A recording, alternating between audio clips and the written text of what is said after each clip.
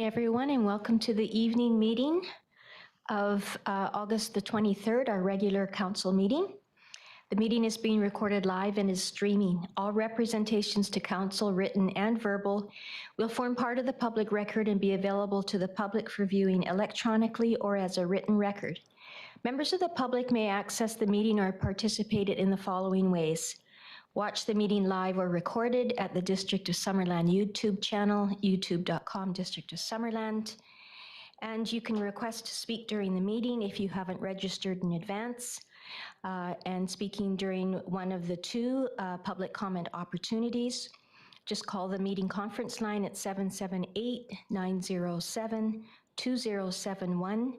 Enter meeting ID 506-489-9374 and passcode code 485186. After I have provided everyone who has pre-registered with an opportunity to comment, the floor will be open to those on the conference line. Corporate Officer, do we have any late items to introduce? Yes, there's one request for a late item titled Official Community Plan and Zoning Amendment Bylaw related to 2107 Tate Street be added to the agenda following item 9.3.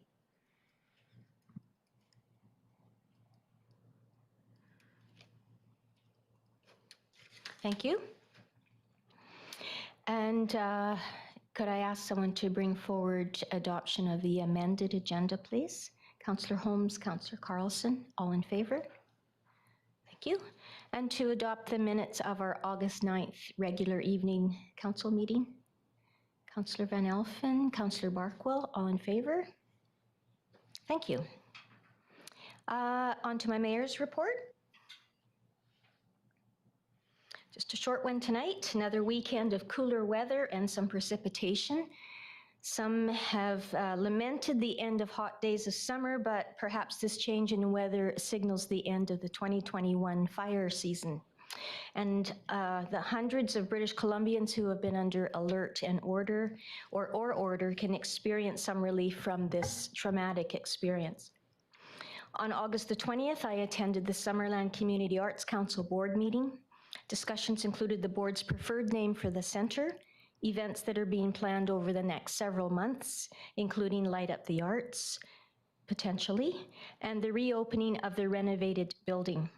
CAO Stat will be speaking more on the center reopening, and council will be discussing the naming of the center later this evening under item 13.1. I attended the most recent meeting of the Development Process Improvement Advisory Committee, which was held on August the 18th, and I'm looking forward to the district's Grasslands Weed Walk this Wednesday. The district is partnering with the Grassland Conservation Council of BC to co-host this event. Again, CAO Stat will speak more on this event during his CAO report. A reminder that Summerland, as part of Interior Health, is subject to the updated COVID-19 protocols announced last Friday. And of course, there were other restrictions brought in just today. Updates are available on both the district's webpage, although maybe not quite yet, and at interiorhealth.ca. Council will be virtually attending the annual Union of BC Municipalities Convention during the week beginning September the 13th. Because of this, there will only be one series of council meetings in September on the 27th. Even though the days are cooling off, September is a busy month for many Summerland folks. Crops continue to be harvested, students and educators head back to school.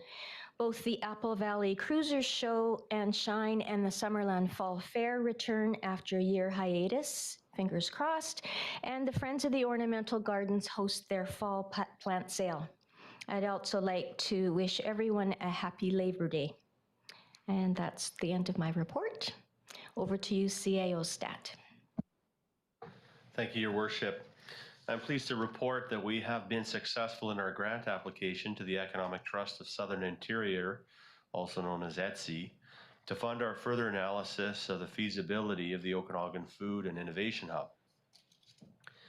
The Okanagan Food and Innovation Hub is a project that the district has been spearheading along with a multitude of other regional economic development organizations to create a food innovation hub for the region. This would allow for value-added processing of local foods, new food entrepreneurs to test products, food innovation and commercialization, and training and education to small-scale food producers and processors.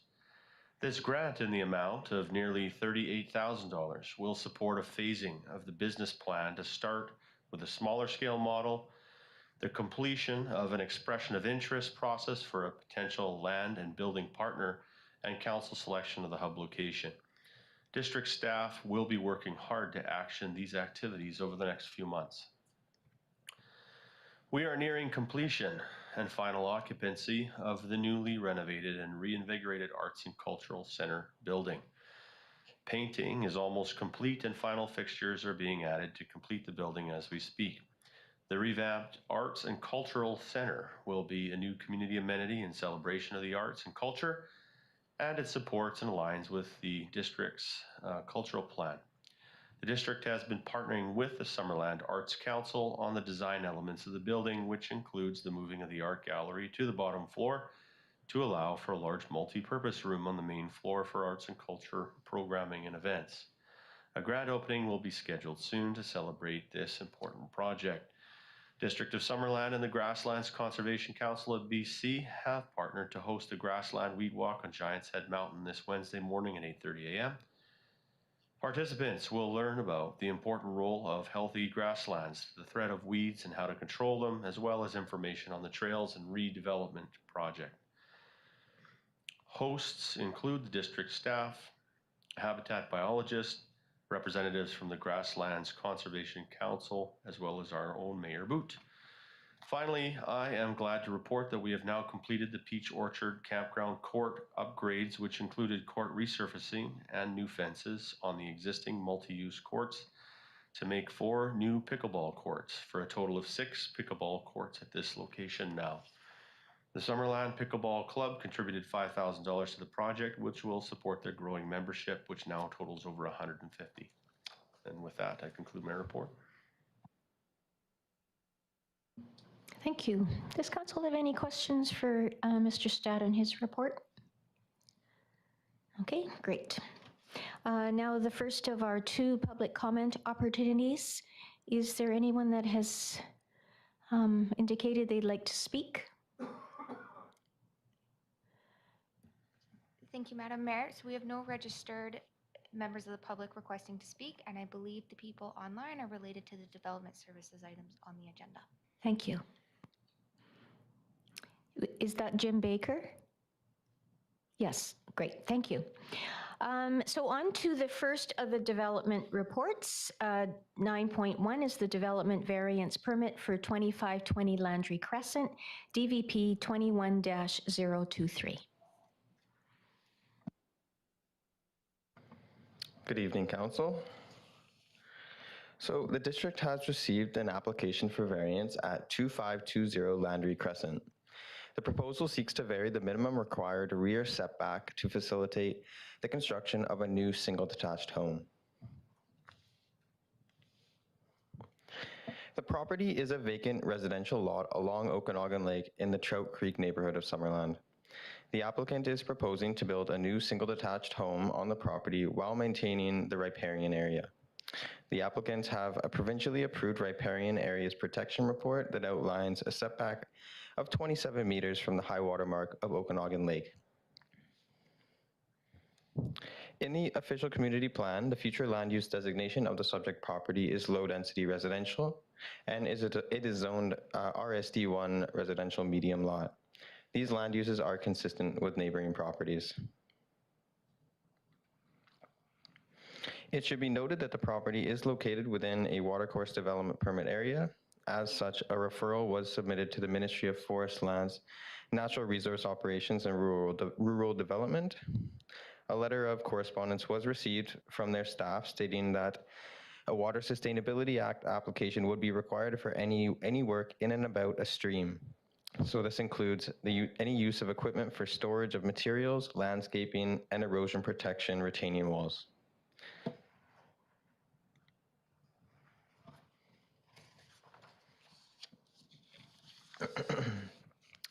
So the applicant has requested to vary section 10.1.6A2 of the zoning bylaw in order to reduce the minimum required rear yard setback from 6 meters to 3.75 meters.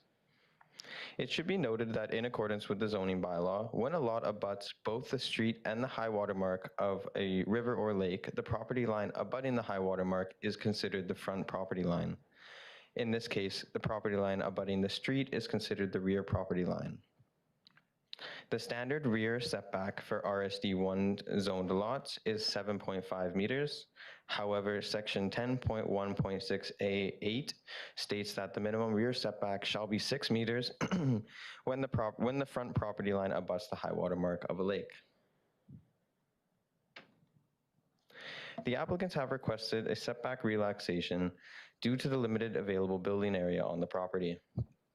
The property abuts Okanagan Lake and as such is affected by the watercourse development permit area. The primary objective of this development permit area designation is to protect the riparian area habitat and to ensure that no harmful alteration, disruption, or destruction of natural features, functions, and conditions that support fish life processes in the riparian assessment area occurs. In accordance with the district's official community plan, a watercourse development permit can only be issued following the receipt of an approved riparian assessment by the District of Summerland from the responsible provincial minister. Although the applicants have not yet submitted their watercourse development permit, they have completed the required wrapper report prepared by a qualified environmental professional and received approval by the province. As identified on the site plan, the riparian setback line is placed 27.4 meters precisely from the high water mark for Okanagan Lake.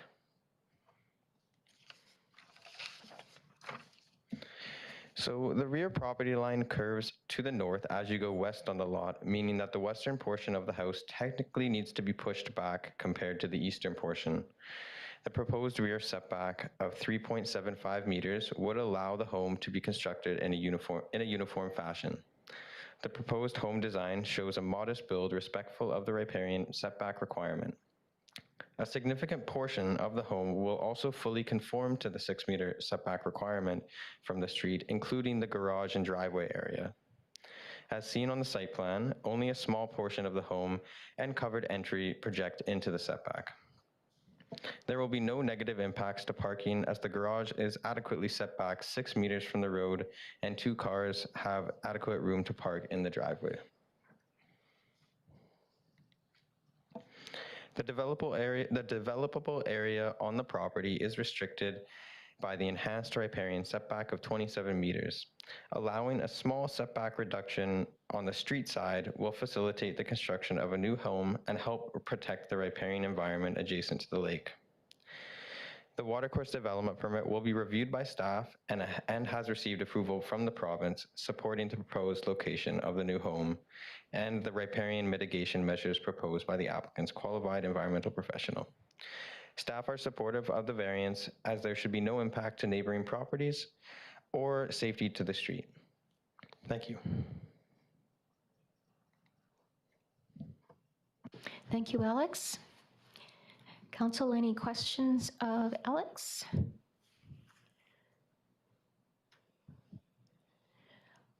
No, I have just one question. It's, I guess, related to process. Did we need to talk to the provincial staff about the watercourse development permit because it's in the riparian area next to the lake? Typically, we don't have to do that. Is that right?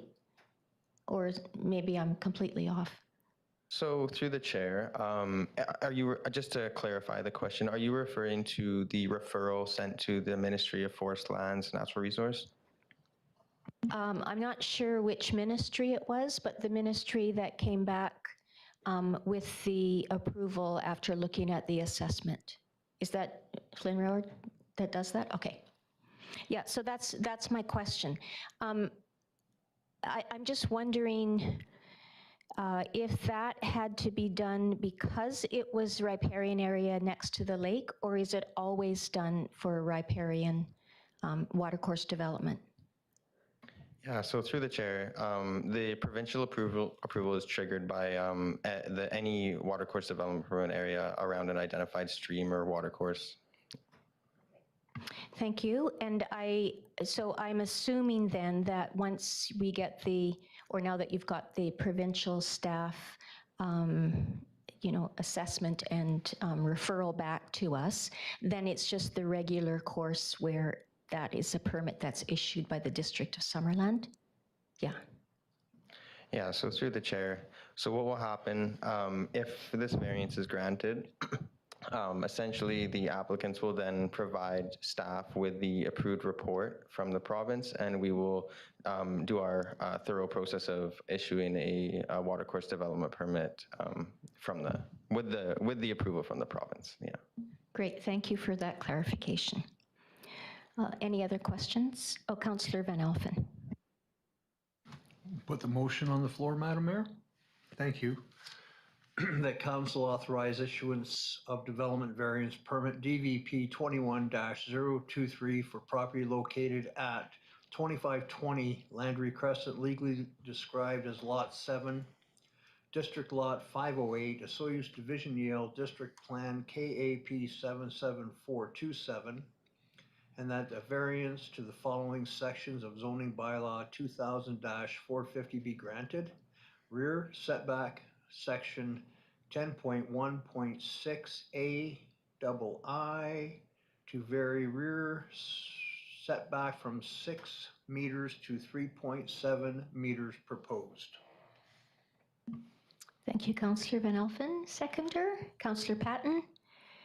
Any further discussion on Councillor Barkwell? Yeah, just a question to staff, if I could, Madam Mayor. The 3.75 meter setback line is drawn on the plan there, and it seems to me that the covered entry area extends beyond that 3.75 meter setback line. Is that not apply to covered areas? Because I remember we had to give like a 2-inch variance for a deck, and I wondered whether the covered entry would. Yeah, so through the chair, porches are allowed to project into the setback so long as it's no more than 0.6 meters. Okay. Yeah.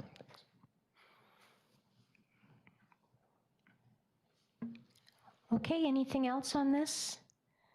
I'll call the question. All in favor? And that is carried unanimously. Thank you. Thank you, Alex. Very happy people there, and their dog, oh, look, dog. Okay, good night. All right, on to 9.2, short-term rentals. Wouldn't it be nice if everyone, yes. 9.2, short-term rentals, regulatory approach considerations. And this is Joanne. Right. Thank you, Madam Mayor. I'm sorry I didn't bring a dog for everybody's enjoyment. All right, so the purpose of this presentation is to present a plan for approaching short-term rentals for Summerland. So I'm going to start by providing a bit of background information, just to give an idea about the current status of short-term rentals in Summerland. And I'm going to review some key considerations and do a bit of comparison of other jurisdictions.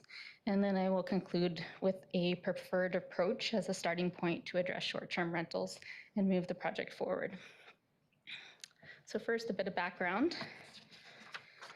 So what are short-term rentals? So online booking platforms such as Airbnb, VRBO, HomeAway, and countless others are commonly used to rent out a residential unit on a nightly or weekly basis to tourists. So this is different from a long-term stay over 28 days where there's a residential tenure. So short-term rentals are for rental periods that are generally less than 1 month in duration. They're also called vacation rentals or tourist accommodation, as they cater to the traveling public, not to full-time residents. So short-term rentals are a type of temporary accommodation catering to tourists, but they have no set definition in the district's zoning bylaw. That being said, we do have short-term rentals currently operating in Summerland. So it's estimated that there are 174 unique rental units currently being advertised across the dozens of booking platforms online. So this map shows the general location of properties currently listed for short-term rentals on websites owned by TripAdvisor, Priceline, Expedia, Airbnb, and others. So the red squares are rentals that are shown, they're advertised on Airbnb, and the blue diamonds are Expedia-owned platforms and rentals that are being advertised through those means. So the vast majority of these rentals are single-family homes. So 90% of the listings are for single-family homes where the entire home is rented out to one group at a time. Only 8% of the rental units are shared units where the guests share common areas with their host. So in Summerland, in general, there's limited tourist accommodation.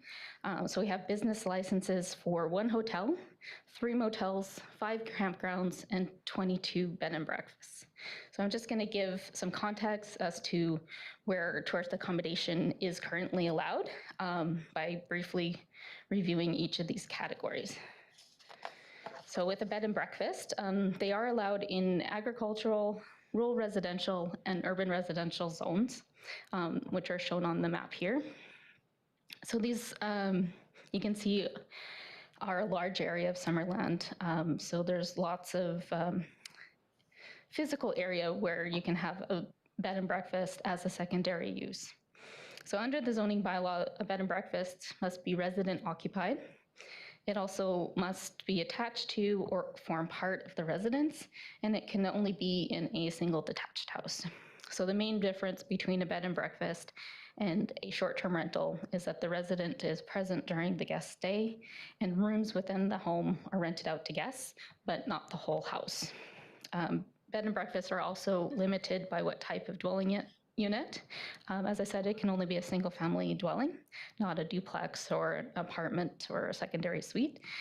And guests are not provided their own kitchen facilities because our zoning bylaw does not allow for kitchens inside guest rooms. Hotels and motels are another type of accommodation, so allowed in commercial and some comprehensive development zones. So this includes the downtown core, highway gateways, parts of Lower Town, and select properties along Highway 97, as shown on the maps. And the similarity between short-term rentals and hotels and motels is that they both offer temporary accommodation to tourists. But typically, hotels and motels are much larger scale operations with several sleeping units in one or multiple buildings. And then we also have other types of accommodations, so places where people can tent an RV, in agriculture or tourist accommodation, and campgrounds.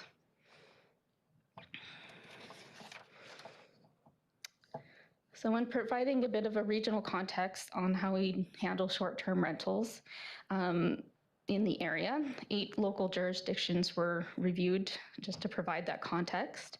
So this included Kelowna, West Kelowna, Peachland, Penticton, Oliver, Osoyoos, the Regional District of Central Okanagan, and the Regional District of Okanagan-Similkameen. Of the 8 that were reviewed, 5 allow short-term rentals in some capacity, and 3 prohibit them.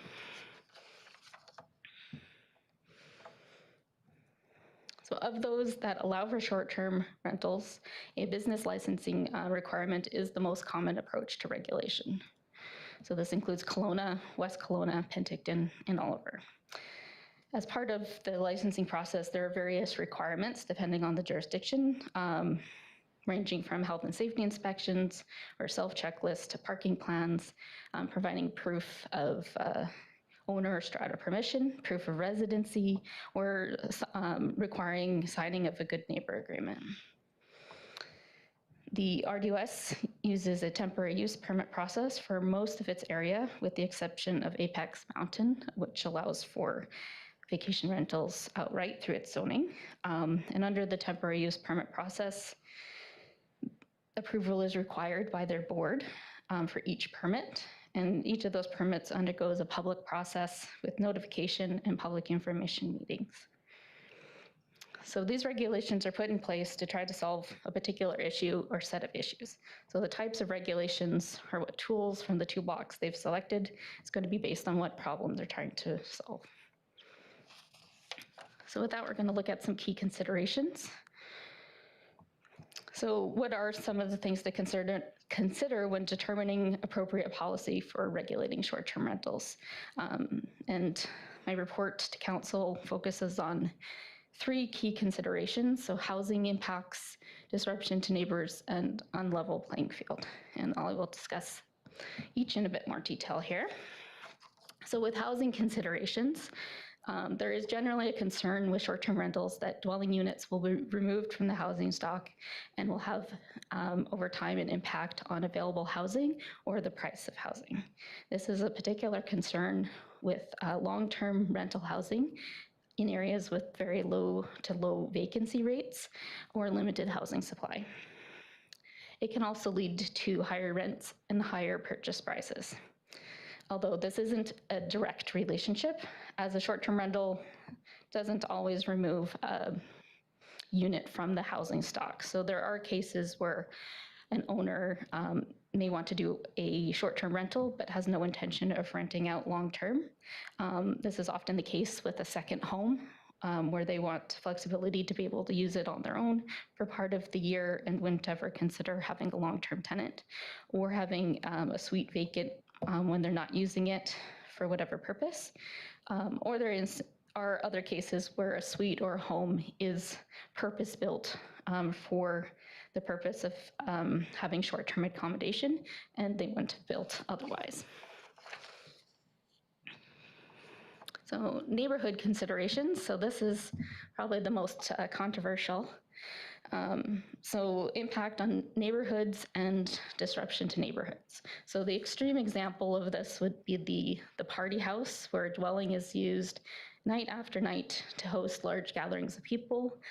And they're known for loud music and rowdy behavior that generally cause nuisances to their neighbors.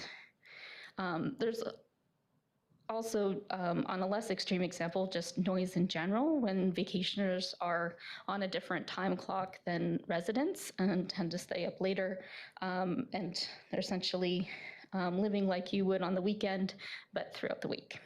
There's also generally additional demands for on-street parking, and general lack of awareness sometimes of local issues, of people coming from other areas. So these local issues can range from lack of wildfire awareness and potentially smoking and not being careful with their cigarette butts, to water usage during water restrictions, not being bear aware in areas where there's wildlife interfaces, or just simply not knowing things about what day garbage is supposed to go out on, or what can and can't go into a septic system.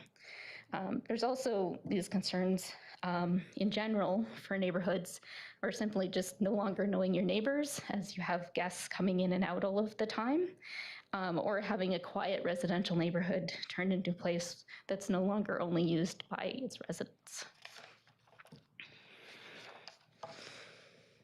So historically, there has been this idea that short-term rentals are not playing by the same rules as traditional operators.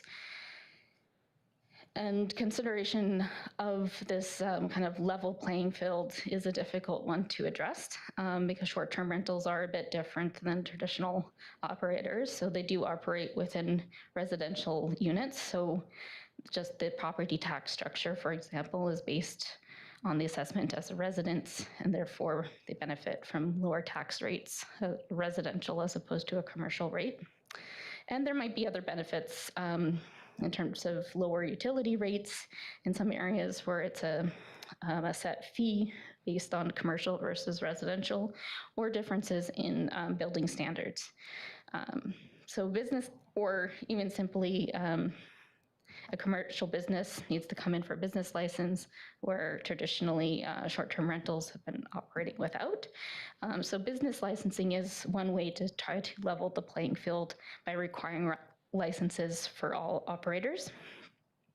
And other places have worked to ensure the same hotel taxes, for example, are applied to short-term rentals when they are required for hotel rooms as a way to level how much money is essentially being required to book out that space.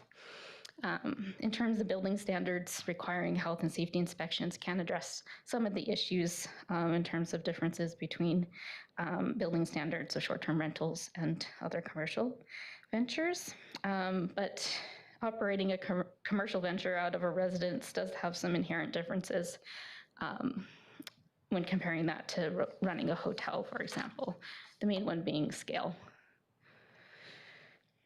So we're just going to compare some jurisdictions in terms of approaches that have been used to try to address some of these key considerations. So housing considerations, approaches to minimize the impact on housing include not allowing short-term rentals altogether, providing a cap on them, so only so many will be permitted, only allowing residents to operate, not allowing them in certain types of dwellings, like a suite, for example, limiting how much of the year short-term rentals can occur, or a combination of these approaches.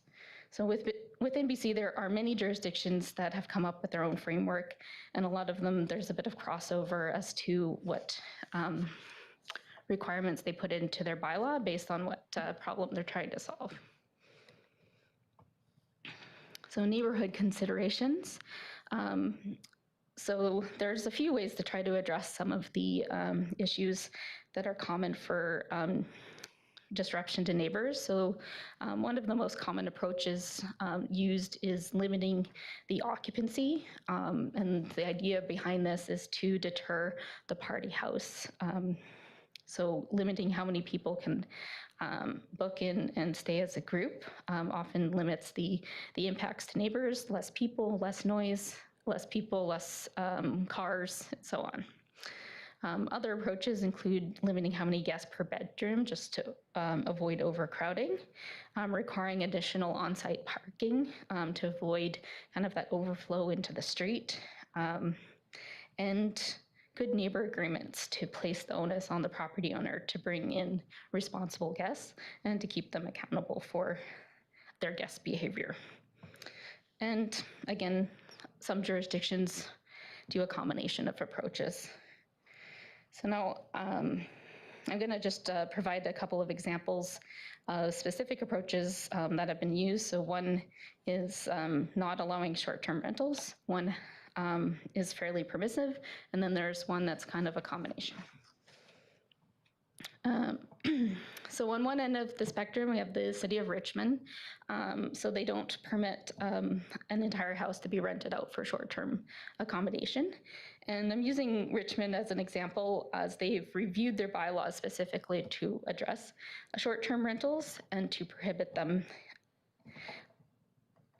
So in the Okanagan, Peachland, Osoyoos, and the Regional District of Central Okanagan currently prohibit short-term rentals, but these bylaws have not been reviewed recently to specifically address short-term rentals. So they're kind of like in the position that Summerland is in right now.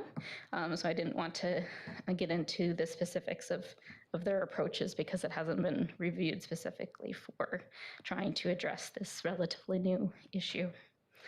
So the Richmond approach is meant to ensure that short-term rentals do not impact the current supply of affordable housing rentals in their community.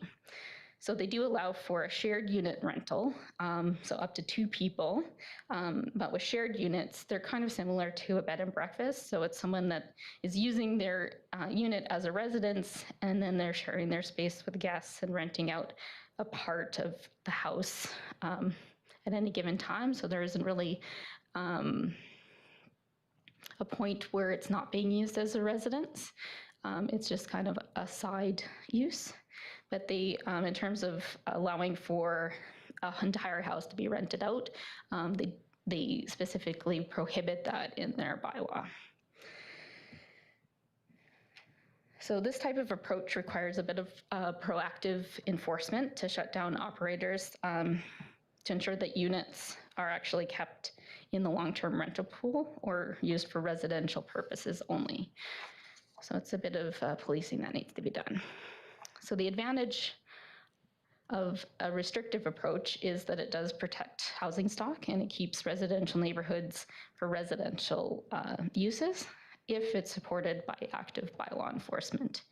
The kind of disadvantages of a restrictive approach is that it doesn't provide additional tourist accommodation. There isn't flexibility for residents to, kind of have a side income by operating a short-term rental, and there's no licensing fees to help offset the costs of monitoring and enforcing the regulations. And without proactive bylaw enforcement, housing could be used without permission for short-term rentals, and this kind of defeats the purpose of not allowing short-term rentals in the first place. So you need that active and bylaw enforcement piece of ensuring that short-term rentals don't exist in order to protect your housing stock.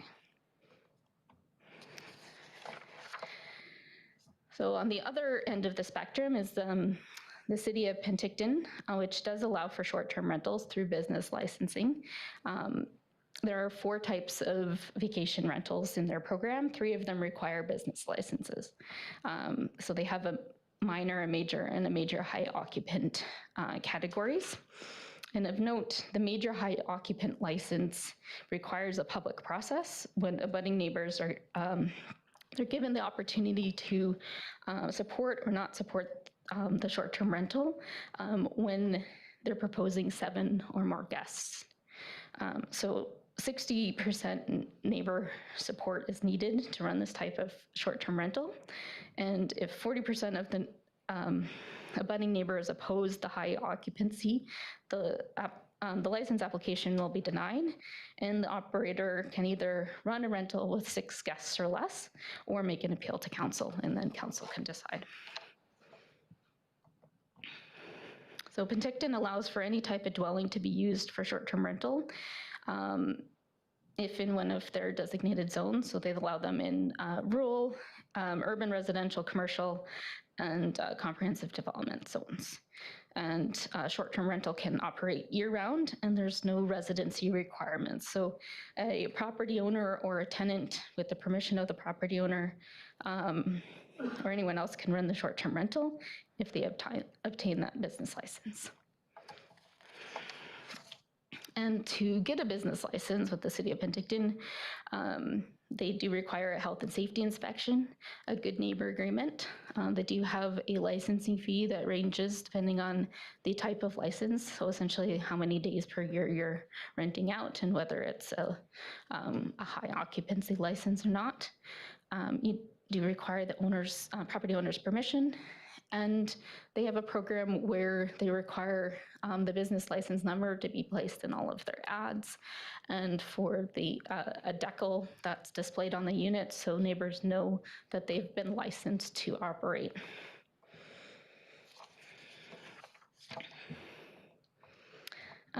So Penticton had a long history of vacation rentals even before online platforms for booking came to be. So the focus of their approach was on tracking and regulating to ensure that they were safe and that they were well integrated into neighborhoods.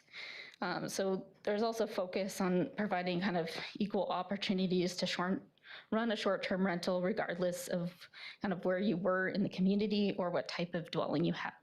So in that case, whether you had an apartment unit or a house, kind of wanted to provide the same opportunities for residents to be able to do this. So this system rewards responsible operators by allowing them to get licensed and establishes a framework for their bylaw enforcement to work off of. It also allows for a way to ensure that the units are safe through inspection and cost recovery through their licensing fees. However, it does leave the housing supply in the hands of market demands, as if you're in a particular zone, you're allowed in that zone to have a short-term rental, and so you could convert a house or a suite to be used as a short-term rental as opposed to a long-term rental at any point. Right. So another example, just to provide something kind of in between those two approaches, is the city of Kelowna. So they have a different program for whether it's a principal use in a commercial area or whether it's a secondary use in a residential area. So this is kind of a good example of how there are specific things that the community wanted addressed in terms of housing, and then they introduced kind of a two-tiered system of regulations to try to solve that problem. So they're trying to ensure that long-term rental housing supply is not negatively impacted, and then short-term renters are also good neighbors. So vacation rentals in commercial areas are less restricted than those in residential areas. And so essentially we're in commercial areas where hotels are already allowed, they have less restrictions than in the residentials. So as a secondary use, so this is for residential areas, they have one set of rules to allow for short-term rentals, but only as a secondary use. So essentially what that means is that they want to restrict that. So the primary use is always going to be the residence, and then this is allowed as something else. So it applies to rural residential, urban residential, and select commercial zones. And short-term rentals are allowed in all unit types except for secondary suites and carriage houses. And secondary suites and carriage houses specifically were called out as a significant supply of their long-term rental units. And so they wanted to preserve their rental housing supply by not allowing them to be converted over to short-term rentals. There's also an occupancy limit of 6 adults. So based on, they have a maximum of 3 sleeping units or bedrooms, essentially, with a maximum of 2 adults per bedroom in the zoning bylaws. So through those regulations, there's a maximum of 6 adults. The groups can be a bit bigger because they don't count children in the occupancy count. So it could be 6 adults plus kids. So as a secondary use in those residential areas, it's only the resident of the dwelling that can operate the short-term rental. So they do not need to be present during this during the stay of the vacation rental, but they do need to live on the premises for 8 months out of the year. This leaves 125 days where the unit can be run as a short-term rental. And as part of the licensing program, they do ask for proof of residence. But I will note that non-residency is very difficult to prove. And many people that don't actually live there full-time still have a lot of the supporting documents that the City of Kelowna asks for when they're getting a license. So, for example, a driver's license with an address of the property that's being rented out, or utility bills that are in their name, even if they don't actually live on site there. So the other category for short-term rentals in Kelowna is for commercial areas, and they are allowed as a principal use in these areas. And they are permitted year-round and without any residency requirements. So anybody can operate with owner's permission, and if it's in a strata, with the strata's permission as well. And the idea behind this was that commercial areas already allow for hotels and motels, so it was seen to be compatible to allow for short-term rentals in those areas without residency restrictions. So when applying for a business license with the City of Kelowna, they require a parking plan to show adequate parking on site. They do require a good neighbor agreement like the City of Penticton does. A little bit different though, they do a self-evaluation fire and safety checklist. So it is the applicant that is going through that checklist and signing off on it, but an inspection isn't automatically done as part of their licensing program. Rather, they reserve the right to inspect for compliance at any time. And then they will do periodic kind of random inspections based on their capacity to do so. And for secondary use licenses, as I said before, part of the licensing requirement is providing that proof of residency and showing documentation that that unit actually is where you live. So kind of pros and cons of the two-tier approach is that it uses additional residency restrictions to keep residential areas residential, while also allowing for some flexibility. Allows for flexibility programs to allow for year-round rentals in commercial areas where other types of tourist accommodation already occur.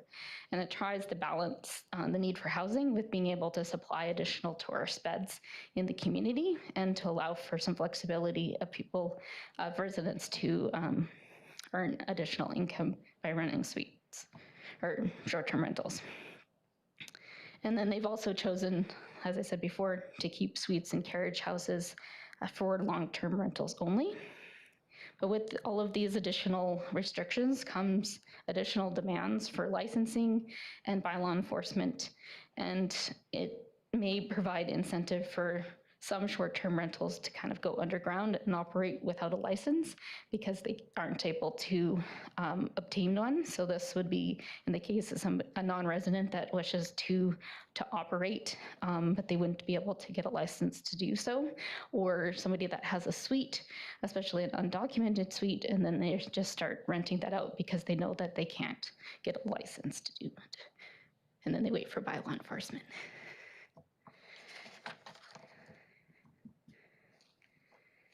All right, so on to recommendations. So just given the comparison of jurisdictions, staff's proposing that Summerland use the City of Penticton as a starting point to draft the bylaw to allow for short-term rentals in any type of dwelling year-round without residency restrictions. With the same kind of occupancy limits to 6 people without that further public consultation element. So the draft bylaw would propose permitting short-term rentals in rural, urban residential, commercial, and comprehensive zones that allow for dwellings, which are the zones shown on the map there. And this would be with a business licensing program. So to ensure that safe units are provided, we'd look at doing a health and safety inspection and to establish a framework to try to lessen neighborhood disruption, we'd be looking at a good neighbor agreement as part of the licensing requirements. And then of course, we'd also be evaluating licensing fees to try to establish a way to recoup the costs of running the licensing program and bylaw enforcement as well. So it's also recommended that staff initiate public engagement on the draft bylaw so that if there's any community priorities that need to be identified, it can come through in that process. And then out of this, we might identify some additional restrictions or things that need to be addressed as part of that. And we're looking to essentially turn that City of Penticton model into a Summerland model based on some of the identified community priorities. During this time, we're also going to explore options for bylaw support and monitoring services that can help the licensing program be successful. So today, staff is seeking direction from council just to ensure that we're on the same page for moving forward with the project. And so we're looking for direction on the type of regulatory framework for regulating short-term rentals and to initiate that public engagement strategy. So as I mentioned, our recommendation is that this framework be based on that permissive, regulated approach like the City of Penticton's, with acknowledging that further public engagement will be necessary in order to be able to tailor that draft bylaw to an approach that works for Summerland. Thank you.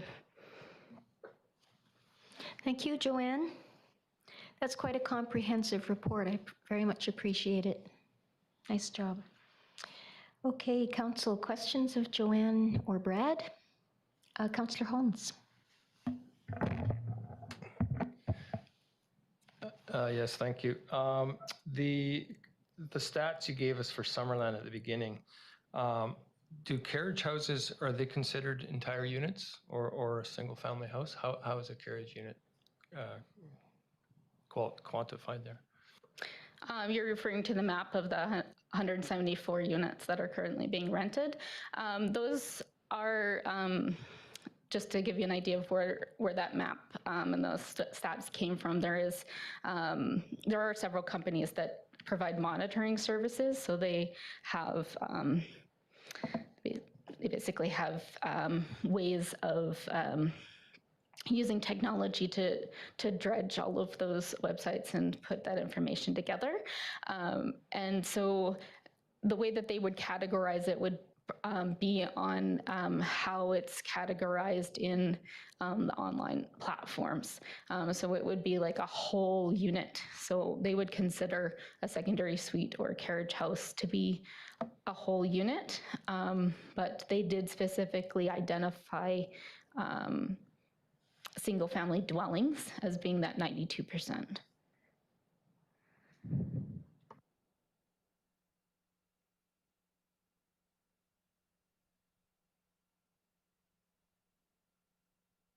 Okay, Councillor Holmes. Okay. Councillor Van Elfen. Thank you. Excuse me. Thank you, Madam Mayor. So in most cases, stratas are self-policing. So like the strata council will agree or disagree to allow, the Airbnb type platform, but they'll also penalize and fine their own residents if they're not obeying. So that's we don't have to worry about strata. Am I correct? Yeah, so stratas do have the additional benefit of being able to put in their own restrictions. So if a strata community doesn't want to see short-term rentals, they write that into their own bylaws, and then they come up with their own fines on violating their own bylaws. Okay. When I was mentioning obtaining strata permission from the City of Kelowna, it was basically them verifying that that strata community supports short-term rentals and it wouldn't violate the strata's bylaws. Not every community does that. It's actually fairly unique, I'd say, or not unique, but in the minority of requiring strata permission, usually it's property owner permission for the application. So, but it would be, excuse me, it would be a good way to, if I own a unit in a strata complex, that I have to get the strata's approval to get a license from the district. Correct. Yeah, and they did that because they didn't want to have circumstances where they were approving licenses that weren't supported by the strata. The fallout of that is the expectation that that the city is going to be policing those strata bylaws when there's violations, as opposed to the strata policing them. So, and if I can ask another question, if I may. So I'm always puzzled, why no cooking facilities? In like an Airbnb or any rent like that type of platform. Why are they saying no cooking facilities? So generally, short-term rentals do have cooking facilities because it's an entire house. For bed and breakfasts, traditionally it's been no cooking facilities to try to avoid the scenario where, like, so a dwelling unit kind of has three elements: cooking facilities, like a separate entrances with washroom facilities and also sleeping facilities. So if you start adding additional kitchens to one dwelling, then you can start to see that there could be multiple dwellings then operating within a house, which is generally why they don't allow for those additional kitchens for a bed and breakfast. But those same types of regulations don't usually translate to a short-term rental because they usually do have that complete set of sleeping facilities, washrooms, and cooking facilities all in one. Okay, and then Kelowna does a self-evaluation for health and safety. Is that something that we would look at here, or do we have the capacity to inspect each and every place when they apply? That is something that I would like to look in further with our building inspectors. So Penticton, for example, they do inspect every property, but they have the benefit of having a licensing officer that also used to be a building inspector. So they have a dual role. So they're very lucky. We would have to come up with something that works for Summerland based on the resources that we have. Right. And if we were to initiate a program, we do have a benefit of actually 174 rental is not that large in comparison to a lot of other communities in the Okanagan. So depending on how it's framed and how streamlined a licensing program is, it might not be too difficult to provide those services, but it would probably take a dedicated kind of blitz to get most of them into the program. Yeah. Thank you so much. Councillor Holmes? Yeah, would you be able to elaborate a bit on the West Kelowna model, the operator residency model, how that works? Sure. Dallas is probably more up to speed on this than me. So that model is, I would say, similar to Kelowna, but I'm just trying to grab my notes on West Kelowna. One moment.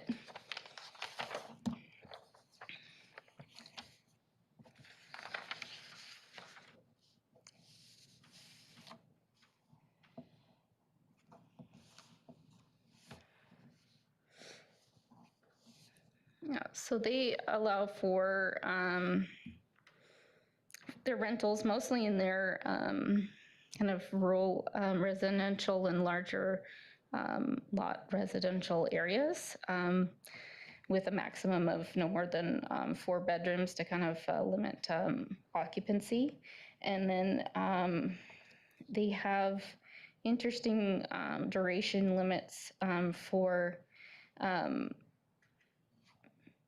an operator to only be absent for up to 14 days per month. And then they have a maximum of 30 days in a year for the short-term rental. So it's, but I would want to clarify a bit of those details because I'm just reading off of my sheet. Was there a specific question that you wanted to get out of that? Yeah, if I may. So, you know, if I, to me, there's two things that we need to really think seriously about. One is housing availability in this community, and the other is the neighborhood considerations that you mentioned in your presentation. And it's not just the noise and partying, but if I think of my neighborhood, we have. You know, it's an amazing neighborhood, and all the neighbors know each other and help each other, and we get it's what Summerland, living in Summerland, is all about, as far as I'm concerned. It's a real sense of community, and there are a few houses around where the people have carriage houses or secondary suites, which they rent as vacation rentals, and that's fine. But every house is occupied by a resident. So there's no gaps in the street, right? And it's, as I said, a great sense of community. I know there are other streets in Summerland where it's not like that, where half the houses are vacation rentals, and they've lost that sense of community. I think we need to, think in terms of that too. And to me, the simple thing, what I've heard about Penticton is that it's pretty cumbersome, and getting, approvals from your neighbors and signing neighborhood agreements. I think we should consider, something simple like the owner must live on the property. And I think we need to think what it is, what principles are we operating under?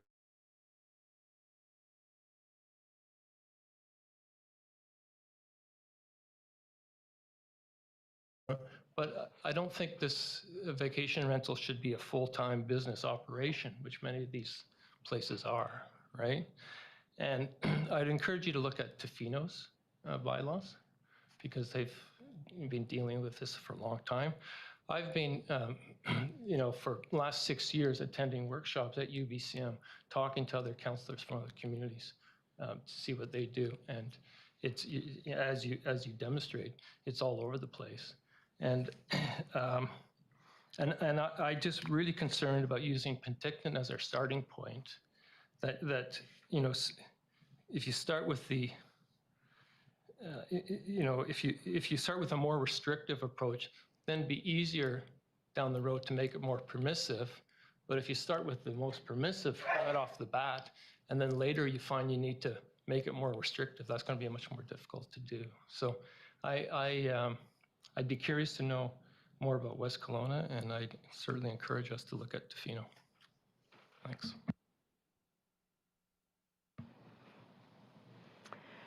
Okay, Brad, and then I'll go to Councillor Barkwell. Just if I may, in response through the chair to Councillor Holmes' comments, in terms of our rationale for our recommendation, first off, I do want to state that in Joanne's presentation, we are kind of using Penticton as a baseline, but it's not the exact same model as what Penticton has in place. For example, we're not recommending the neighborhood agreement portion of their structure, where you have to, if there's more than 6 patrons in this short-term rental,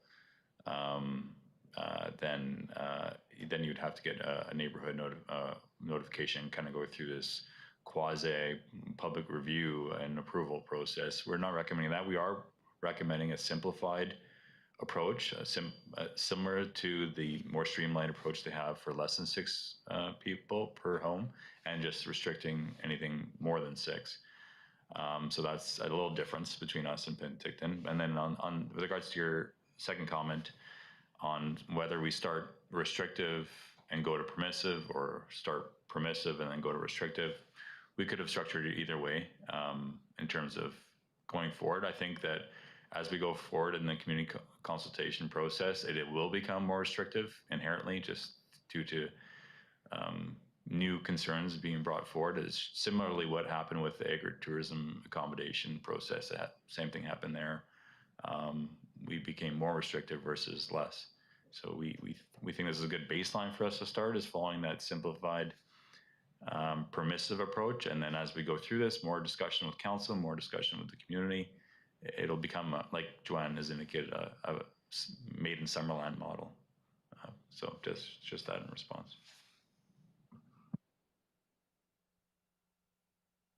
Councillor Barkwell. Yeah, I'm not sure if I'm understanding everything entirely correctly.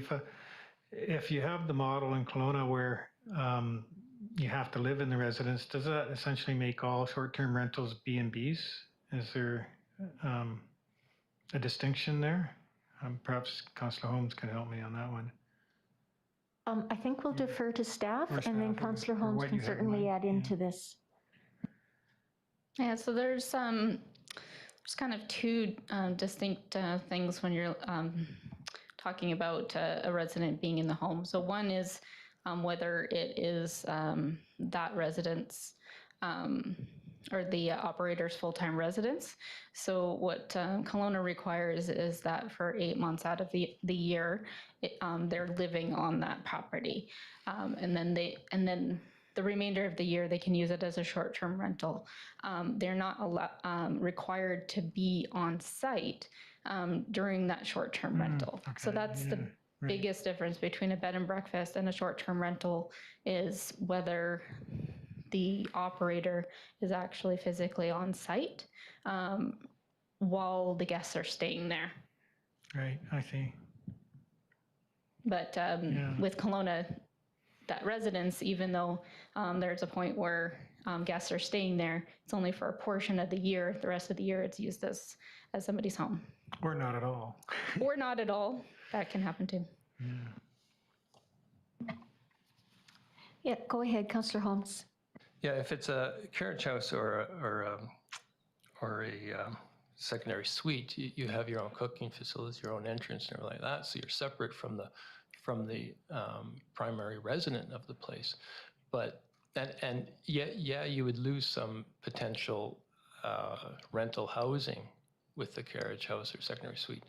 But what you gain is you still have a primary resident living there all the time, and so you don't lose that sense of community in that neighborhood where people are coming and going all the time who you don't know who your neighbor is. And I think this is a real danger, and this is fracturing communities all over the place. So.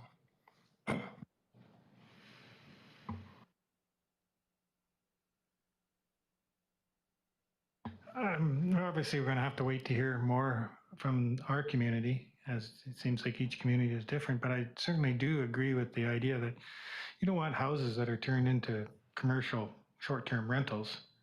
You want to be able to have the individual owner sort of be able to do it when they want to do it for a short period. I know a number of people who would move out of their own house during Ironman.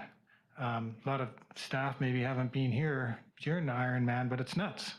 You know, the demand for accommodation, and people could make thousands of dollars to move out of their house for a week, and it doesn't really do any harm. And that's one end of the scale, and the other end of the scale is is the neighborhoods and the areas like Councillor Holmes talks about. So I haven't seen any solution yet, but still looking. Councillor Van Alphen? Thank you. Kind of goes back to it. Well, I don't know, kind of goes with what Councillor Holmes was saying. I know people that have a self-contained secondary suite with cooking facility that rent out for short-term rentals. And if they weren't renting it out for short-term rentals, it wouldn't be rented out at all, because they're not going to rent it out for long-term. You know, there's just no way, because of the Rentals Act and all those types of things. So if they want those people to vacate, then it's very difficult at times to remove a renter. So they use them for short-term rentals, you know, as an Airbnb type platform, but there's kitchens and stuff like that, but people come and they go. You know, that I don't see a problem with, because they're living in the home. Like, the owners are still living there. So, you know, I think that's a huge part of it, that the owner should be living on site. We see it a lot in another area in our community, Trout Creek, where there's tons of homes that are, you know, solely just used as short-term rentals for a great part of the year. And it totally disrupts neighborhoods for the summertime. And, you know, so I mean, if the owner's living on site in that building, the owner has the ability to, you know, hey, you got to tone it down. I have neighbors, or you need to party more, you know, whatever. But the owner should be on site. Councillor Barkle? Well, first, let me say, is there anybody else? Nobody's put up their hand, okay. I go along with what Councillor Van Alphen has said. I know of people who have built two houses specifically with like in-law suites, totally legal and everything, but they don't rent them out long-term or anything like that. It's a little bit of extra income for a short period of time in the summer, and then family and stuff have a place to stay when they visit. And I'd like to be able to see that as being a legitimate short-term rental when it's a carriage house or a suite. But like I say, we're waiting to hear. We might be getting ahead of ourselves, but I think that's what you're saying, right, Councillor Van Elfen? And I'm thinking along those lines too. Brad? Just wanted to maybe warn, I appreciate the comments, Councillor Barkwell, with regards to waiting to hear from the public, because we do have to keep in mind that of the stats that we currently are dealing with today, 174 units, as determined by these agencies, have determined 92% are in single-family homes. That means majority of these units are being rented out wholeheartedly, right? So there will be impacts if we go forward to the regulation, like owner has to be on the property at the same time. That means 90% of 174 are no longer allowed within the community.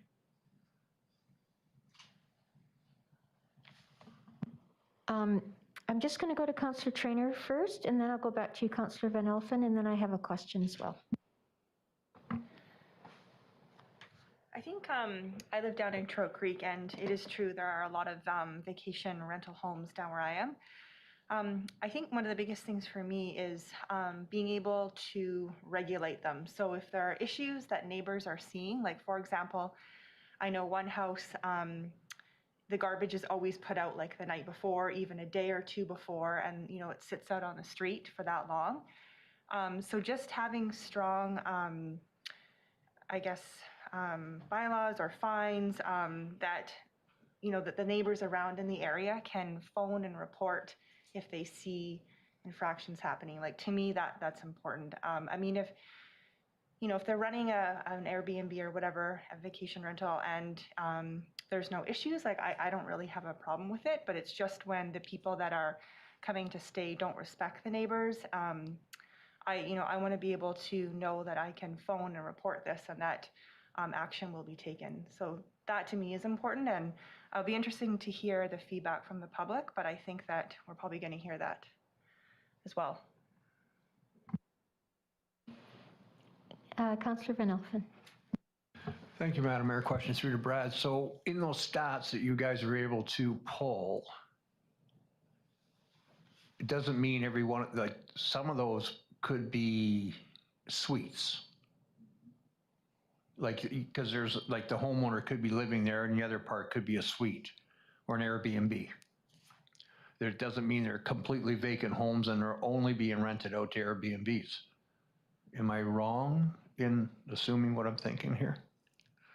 So of the stats that they provided, so 90% of that 174 are single-family homes that are being rented out as the entire home. And then 92% is renting an entire unit. So that could be, so there's a discrepancy of 2% between single-family homes and other fully contained units. So that could be a secondary suite or a carriage house or an apartment unit. Okay. And then 8% is shared, which means that there is, in 8% of the cases, there's common facilities with the operator. So like they're booking out a room or a series of rooms within the dwelling. Right. Yeah. Thank you. So I would say it's probably about 2% wow. of that. My question is, and I don't know if you've had or been able to actually do this, but if you look at the map it talks about what Councillor Van Elfen was just asking you about. It has the statistics on it. It shows 174 rental units, unique rental units. If you took that map and you overlaid it with the zoning, map, my question is, and again, I'm not sure if you have done this or if you're able to do that, how much I guess how many of those unique rental units would be outside of, well, depending on what it is that the community wants to see in Summerland, how much of that would potentially cause an impact because the zoning is wrong? Does that make any sense? Like if you've got those little squares and you overlaid that on our zoning map, how many of those little squares are out of order, say? So I actually did overlay that, but because, and they kind of do these maps kind of very granular on purpose so that it's not specifically pinpointing. They're giving you a very like general indication as to where they are. So I would say that in terms of actually being able to identify the specific zoning, wouldn't be that accurate to overlay them, but I'd say in general, you can see kind of hot spots in the Trout Creek area, which is primarily residential zones with some agriculture, but I would suspect that that area, if we allowed them in residential zones, would be fairly compliant. There's also a large clustering kind of lower town to Crescent Beach, as well as a clustering in the downtown. So again, those areas would be allowing for kind of residential or residential and commercial. So I would say that they would generally overlap, but I suspect that there would be some properties that are agricultural that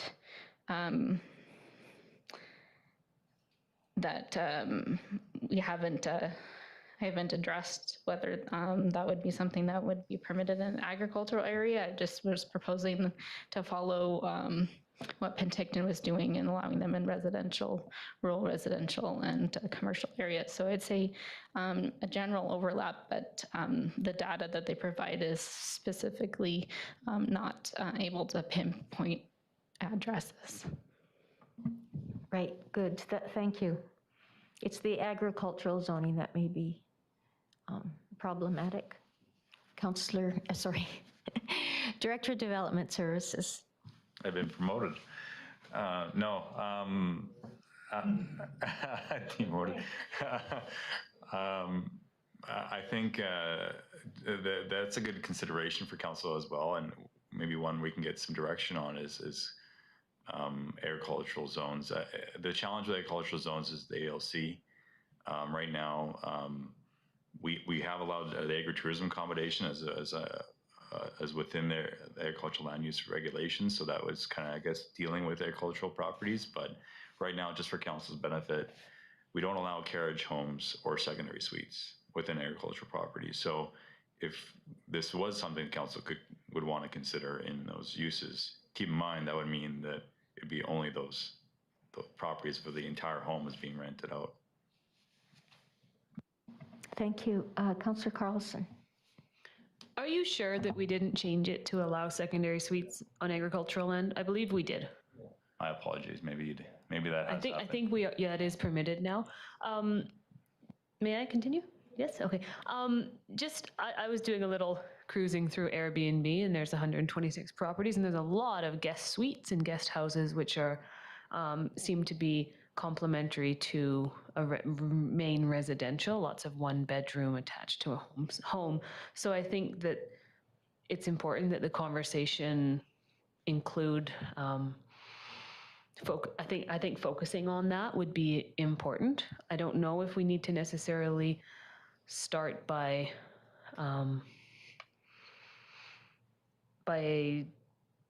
going as far as Penticton, or as lenient as Penticton, but I do think that it's important to recognize there's a lot of secondary suites, whether or not they're legal or not. That seems to be the majority of items on here. And I do think that a lot of them are on ALR land, and that's not likely going to change. The people who are using those spaces aren't necessarily going to be doing agriculture, but they're certainly going to enjoy being there. And I think in 2022, it's going to change even more when the ALC allows more buildings on agricultural land. So I do think that we're going to have to talk about what that restriction might look like and what might be permitted and what might be too much. Councillor Van Elfen? Thank you, Madam Mayor. No, going back to the agricultural, like secondary suite on agricultural land for say, if it's in, right now, it's allowed in the main dwelling. And if it was run as an Airbnb, that's what a lot of people are coming for. They're coming here for the agricultural experience. They'll book in that area for the reason, you know, or if that's not what they want, they book in to another area, you know, such as Trout Creek, because they want to be close to the water. But there's other people that want to come out to an agricultural place, let's say residents with their children, because that's the experience they want. You know, so I mean, there's room for all of it, I think. But you know, I don't have a problem with, you know, like legalizing and getting them up to, you know, some type of legal standard. Thank you. Are there any more questions of staff? Councillor Patton. Thank you, Madam Mayor. I noticed existing accommodations, 22 bed and breakfasts. I guess my question is, out of those 22 bed and breakfasts that are licensed, how many of those do you think are on the platforms in the 174 unique rental units? I would assume that it's all 22 that are already licensed. Not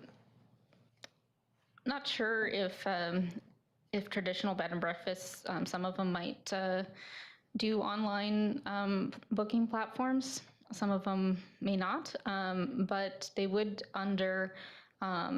they would be within that 8% for the shared unit accommodation, because they would be booking like a one room or like a shared space. Well, that's not what the bylaw says. The bylaw says you can have up to, one license is 1 to 3 bedrooms. Out of that 1 to 3 bedrooms, our bylaw is very unique, which is very good because it talks of self-catered, which you don't have to serve breakfast. It's a self-catered. So there is some opportunity for bed and breakfast in Summerland to be licensed and to be on those platforms, which does make it legal to be on the platform for those bed and breakfasts. So just another scenario that we need to look at when, as we go through the public process on this. Thanks.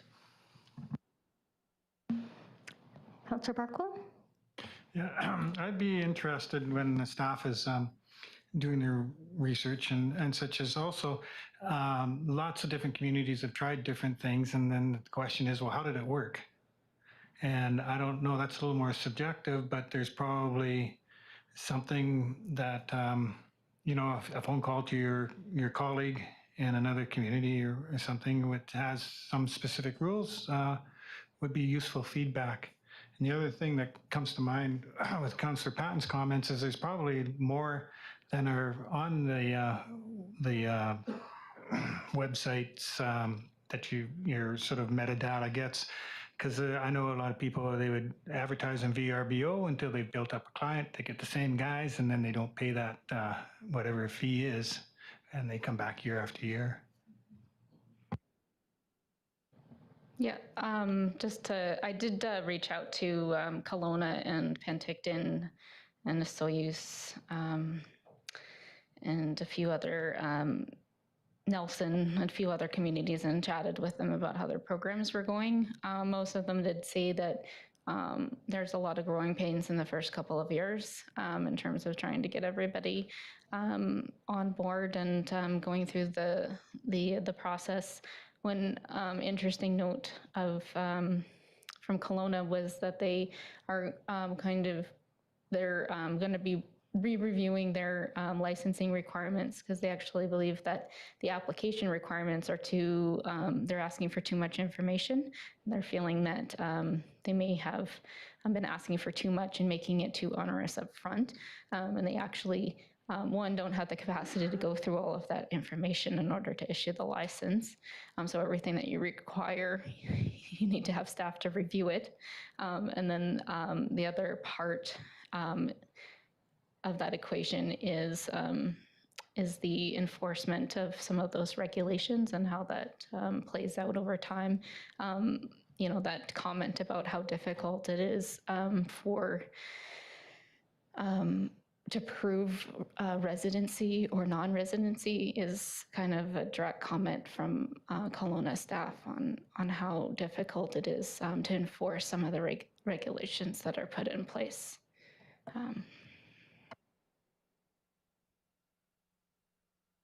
Brad, did you want to add to that? Yeah, if I may, thanks, Joanne, for that answer. That's fantastic. And I just want to add, like, we do benefit, I guess, in coming forward now with our approach and learning from other jurisdictions and what has worked well and what hasn't worked well. And so Joanne has made these calls on our behalf. And definitely the kind of moral of the story and kind of summarizing is the simpler the better. That if we overregulate too much at the front end of things, we overcomplicate the process, then we turn people away from the process, and therefore resulting in more enforcement workload and trying to chase people into it. So whatever approach that council recommends, my administrative approach is we simplify as much as we can, whether we do have owner occupied or whatever the provisions are, in order to encourage people to get those licenses and get approvals in place. Thank you. Any other questions of staff? Are we ready for a motion? Get that on the floor. Anybody?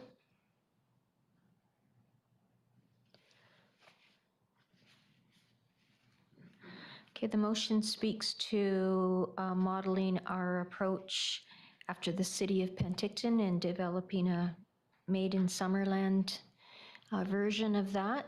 If you'd like to have something that is starting with less permissive than the city of Penticton, then fill in the blank. Did you? Okay, Councillor Patton. Thank you, Madam Mayor. I'm just opening up. I had to go to our public site because I would not download. I think that as we move into the public process, I'd like just to go forward with the staff recommendation, if I may.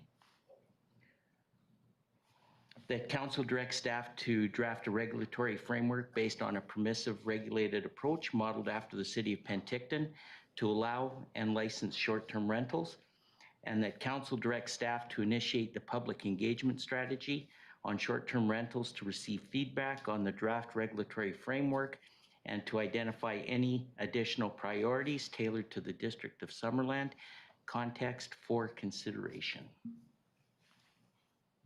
Thank you. Seconder, Councillor Van Elfen. Now further discussion on this. Councillor Holmes and then Councillor Van Elfen. Yeah, I don't think I'll be supporting this. I don't think the City of Penticton is the model that we want to start with. I really think it's we need to make it clear that we don't see short-term rentals as a business opportunity, and from my observation, what works best is the owner-occupied approach, and maybe we'll get there through this, but I would rather that we start with that than end up there. And so. Councillor Van Elfen and then Councillor Barkwell and then Councillor Patton and Trainer. Thank you, Madam Mayor. I can appreciate what Councillor Holmes is saying. I'm hoping that we can get somewhere in that area also, but I also do appreciate what our planner was saying. More regulations is going to just drive more people underground, and my concern is health and safety.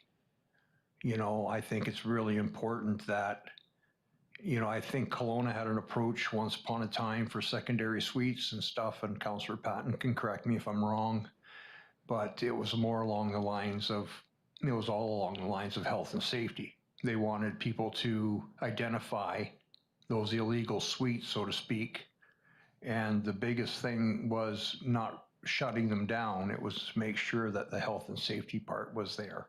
You know, egress windows and fire extinguishers and smoke detectors and carbon monoxide detectors and all these things.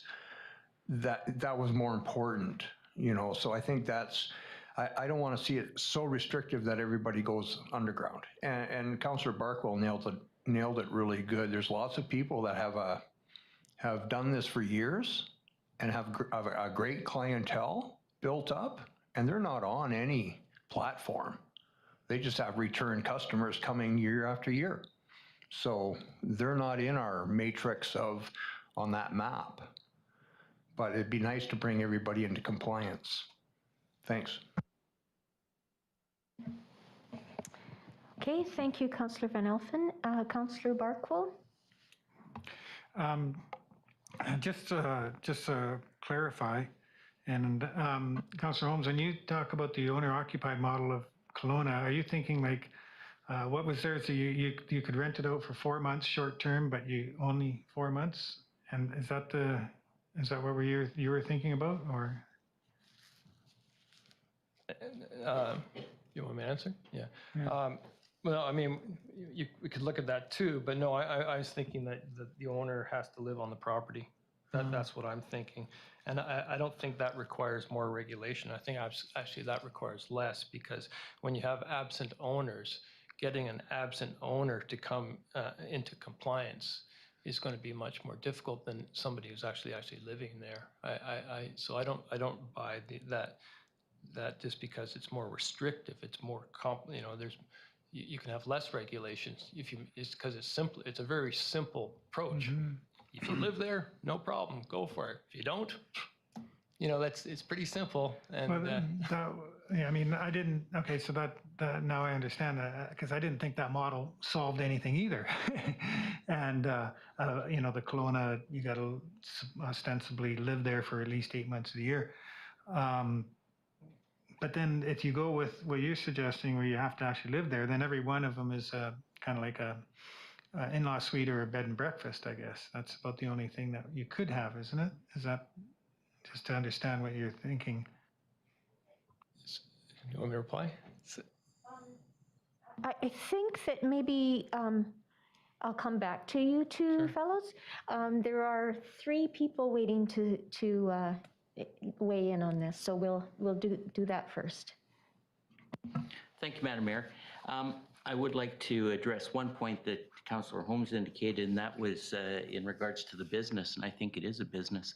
I think that people that are going into short-term rentals are doing it based on the dollars that they can make in a short period of time, hence short-term rentals. As alluding to Councillor Van Elpen, BC Building Code doesn't care if your house burns down.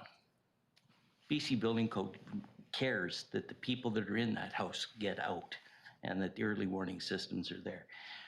So if I would rather see secondary suites and carriage houses come into the vacation rental stream that are right now are illegal than to have them out there with no health and safety inspection, where perhaps there isn't working smoke alarms, perhaps there isn't egress, as Councillor Van Elpen had alluded to. But I think that we do need a Summerland model that is built for Summerland, not the same as Penticton, not the same as Kelowna, but I think that there are aspects of both that we can look at. But I don't think that we can not say that the people that have these are not business people, because it truly is mortgage helpers, or it is for revenue generation. So, thank you. Thank you. And that's the business license aspect of it, right? That's true. Councillor Traynor and then Councillor Carlson. I think that City of Penticton approach is a place where we can start. So I'm okay with that. And you know, if people don't like it, or if they would like to see the homeowners be on site as well, they can always leave those comments, right? Like we can, okay, so we can, this is just a starting point. We can see what we get back and then tailor it to what we need in Summerland. That's correct? Through the chair to Councillor Trainer, yeah, exactly. That's kind of the idea of rolling this out, is we hear more from the public as to what they want to see before council makes a decision. Okay, and so my second point is I think that public engagement is really important, and I think that we're going to have to really push, make sure that people know that this is going on and how they can leave their feedback.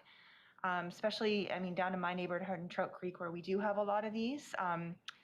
You know, I don't want to hear from my neighbors that they didn't know about this, and so I'm willing to spread the word. But I think it's going to be really important that we you know, go down as many avenues as we can so that people know what's going on and that they know that they can leave their feedback and that we want to hear from them. Thank you. Councillor Carlson. I think it's interesting that we're finally at this point. I know we've been talking about this for a long time, and one of the things about it that I think is helpful is that so many other communities have already gone through this process. As I'm sitting here thinking about that, I also note that we can see exactly what's available in Summerland, and this is with no bylaws or regulations currently in place. And so I'm wondering if through part of this process, how valuable it is to look at, you know, somewhere like Tofino and somewhere like Penticton, then also look at those statistics and see if all of these rules that are being in place are actually doing anything to regulate how many homes versus just suites versus, like, if it's actually being enforced or followed by the people who are participating in this program. I don't know if that's going too far, but it's almost like there'd be like a case study to be done at some point to determine if city councils across North America are wasting too much time talking about regulating things differently.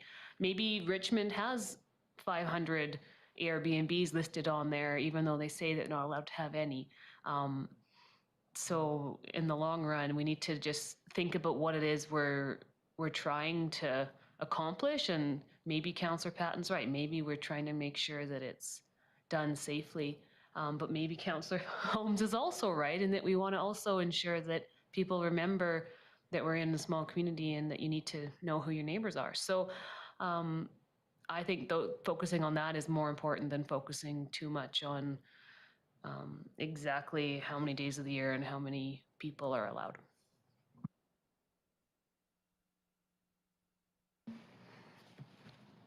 Joanne?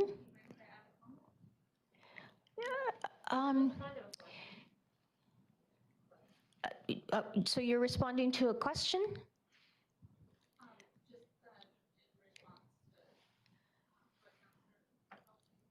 Go ahead, please. I just wanted to add that there are services that are available to get to your point of kind of who's operating and how many people are operating outside of the licensing program. So there are services that can monitor those sites and then provide data back to municipalities, and that's what they do as part of their the process. So that pretty much every municipality that I spoke to uses some sort of monitoring service to evaluate how many licenses they have versus how many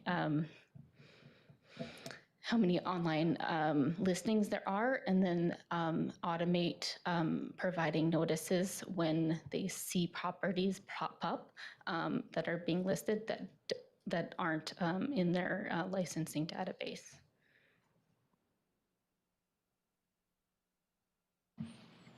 Okay, any further discussion? We have a motion that it's been seconded and it's on the floor. Okay, I'll call the question. Are everyone's comfortable with the motion? You remembers where it is, where we're at? Okay, all in favor? And opposed? Councillor Holmes is opposed, so that carries. Thank you. Thank you, Joanne and Brad. That's a good, robust report. Now on to, I guess this is Brad, yes, speaking to us about the Development Services monthly update. Thank you, Worship. Let's wait till my slides come up here. There we go. Okay, as I am in front of you every month, once a month, just providing a short update on activities from the Development Services Department. Next slide, please. So with regards to development applications, we just looking at updated stats here for all of our planning and land use applications.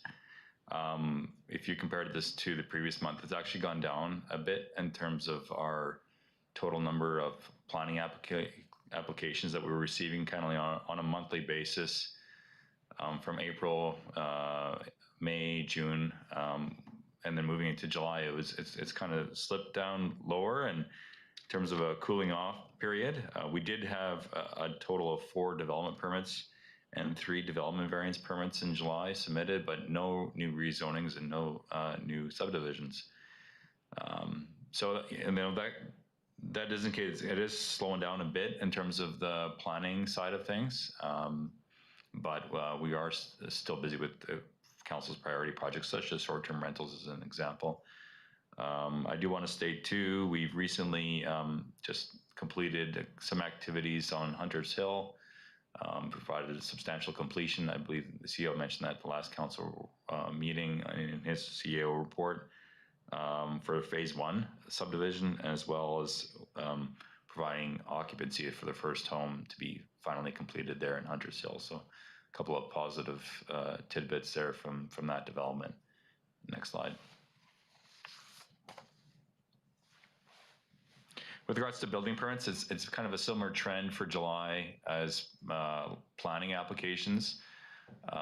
We had a total of 10 permits issued in July, which is also down compared to the month of June, which had 22 applications, and also, 22 for the year of 2020, but 19 in the month of June, this past June.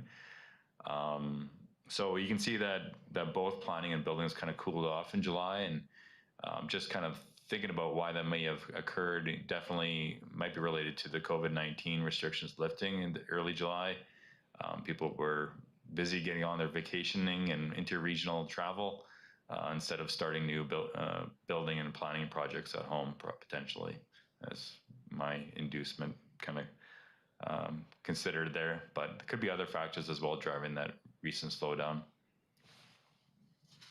Next slide. But the one area where we haven't slowed down, in fact, we've grown exponentially in the month of July, is in bylaw enforcement. We had a total of 159 bylaw enforcement files submitted in July alone, that 1 month, bringing our yearly total to date to 641 files open to date. So just kind of doing the math there, that represents 5 new complaint files opened each day for the month of July of complaints being submitted. And each one of those complaints requires follow-up from our officers with investigation with each complainant and going on site, and also mediation between homeowners potentially to rectify those issues. So with having only 1 full-time officer and 1 part-time officer for weekend coverage, definitely straining those 2 individuals right now with that increased number of workload. Just looking at the types of files that we received, you can see the different types of good neighbor bylaw just recently adopted by council is at 19 for the month of July. So already we're seeing lots of activity with regards to that new bylaw in terms of nuisance impacts to neighborhoods. Another new thing for July that was implemented in early July is the stage 2 water restrictions, where we had a total of 28 complaints from neighbors, probably with regards to people not obeying their stage 2 restrictions. And so that's where that increase is coming from. And then next slide is just a total summary of the total complaints received to date for the year of 2021. You can see the majority is related to traffic and zoning, and then following is public land and property maintenance, and then snow removal for the winter months. But happy to take any questions on this report, plus any of the specific applications that are listed in the report. Thank you. Councillor Carlson. Does traffic include parking tickets? It's a great question, Councillor Carlson, through the chair. It does. However, we haven't had a lot of tickets issued for parking tickets over the years. We do have a 2-hour parking restriction, for example, downtown, which I would say is loosely enforced. But we do have parking violations happening significantly actually down on Lakeshore Drive right now. I was talking to a friend who owns a business down there, and a bunch of her staff got parking tickets, and they were for $5. And so I just thought, maybe we should, I don't know if we need to talk about that, but it was kind of funny, and also probably a good thing because it's pretty affordable.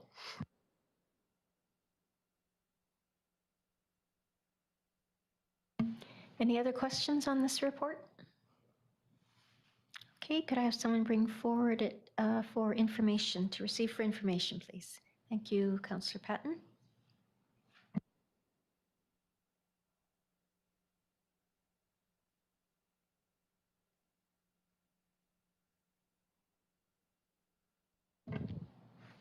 Councillor Holmes, all in favor? Thank you. Now to our late item. 9.4 has to do with 2107 Tate Street, and my understanding is this is just an administrative. Thank you. Thank you, Madam Mayor. So the official community plan amendment bylaw number 2020-019 and the zoning amendment bylaw 2020-020 for 2107 Tate Street had been given third reading at the November 9th, 2020 evening council meeting. Upon reviewing the bylaws, an administrative error was noted in the mapping and the legal description of the property. The public notice and the public hearing materials have the correct mapping and legal description, so they were properly presented to the public, properly consulted on. To correct this error, staff is recommending that third reading for both bylaws be rescinded and be read again for the third time as amended.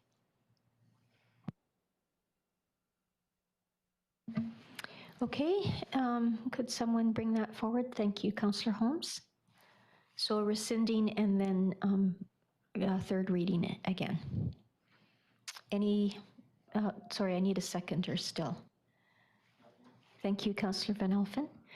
Any questions or discussion on this? Okay, I'll call the question. All in favor? And none opposed. Thank you. Let's see. Is there any notice of motion?